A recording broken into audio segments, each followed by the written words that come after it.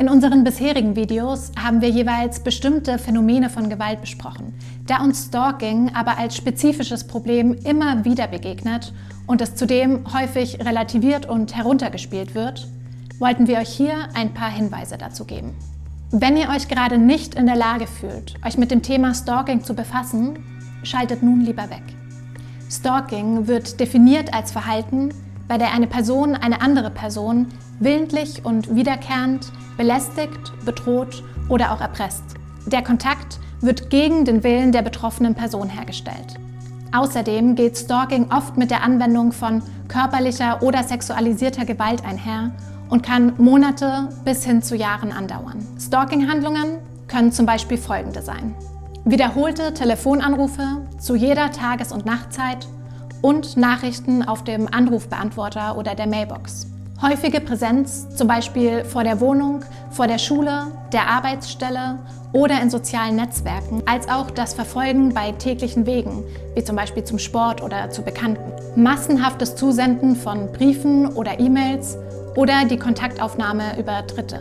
Warenbestellungen auf den Namen der betroffenen Person oder zum Beispiel Vertragsabschlüsse bei Magazinen oder Telefongesellschaften. Unerwünschte Geschenke wie etwa Blumen bis hin zu der Zustellung von zum Beispiel toten Tieren. Und zuletzt Drohungen, Beleidigungen und Sachbeschädigungen. Soweit, so schlecht. Und sicherlich vielen von euch auch schon bekannt. Was viele von euch aber vermutlich noch nicht so richtig wissen, ist, dass das Internet beim Stalking eine immer größer werdende Rolle spielt. Mittlerweile wird in nahezu allen Fällen das Internet für Stalking-Handlungen genutzt. Das nennt sich Cyberstalking und funktioniert über E-Mails, Beiträge auf Social Media oder Nachrichten über verschiedene Messenger. Formen von Cyberstalking sind unter anderem das permanente Kontaktieren auf sozialen Netzwerken, das Verleumden im Internet, in der Schule, am Arbeitsplatz oder auch im Freundinnenkreis. Das Veröffentlichen privater Informationen gegen den Willen einer Person, wie zum Beispiel das Online-Stellen privater Fotos oder gar der Identitätsdiebstahl. Cyberstalking hat mit der Verbreitung und Weiterentwicklung sozialer Medien stark zugenommen. So auch das Stalking mittels sogenannter Spionage-Apps, auch Spy-Apps genannt. Wird diese App von dem oder der Stalkerin heimlich auf dem Handy der betroffenen Person installiert, können Chatverläufe, Bilder und Standorte an ihn oder sie weitergeleitet werden. Viele dieser Apps sind nicht als solche auf dem Smartphone erkennbar. Aber das heimliche Installieren dieser Apps und das Ausspionieren von Daten ist strafbar.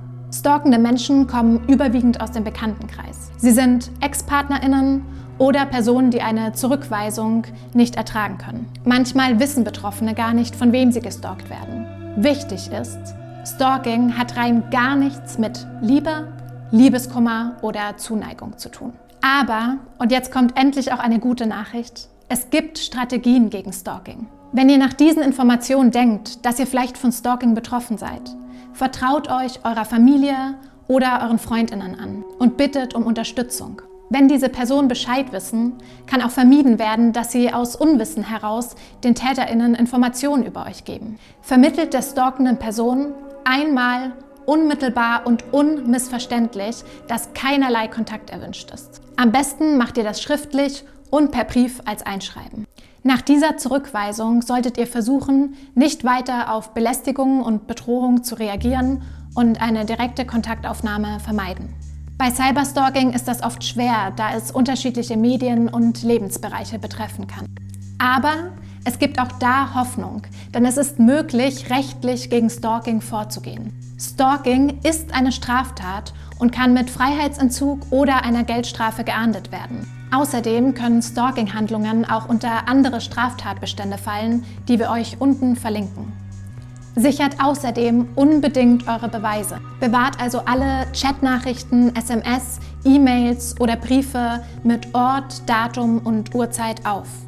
Auch Screenshots von Nachrichten auf dem Handy oder dem PC können hilfreich sein. Nehmt aber trotzdem keine Päckchen oder Pakete an, die ihr nicht bestellt habt.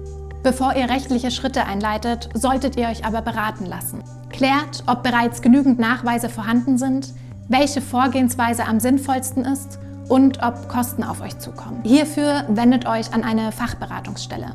Die Beraterinnen helfen euch dabei, die Sicherheitslage einzuschätzen und nächste Handlungsschritte zu planen. Wie immer verlinken wir euch weitere Beratungs- und Hilfsangebote in der Bio. Schaut gerne auch unsere anderen Videos, wenn ihr mehr erfahren möchtet. Ansonsten freuen wir uns natürlich über Feedback. Also schreibt uns gerne oder kommentiert unsere Videos. Und wenn euch das Video gefallen hat und ihr die Verbreitung der Informationen genauso wichtig findet wie wir, dann folgt uns und/oder teilt unsere Videos unbedingt.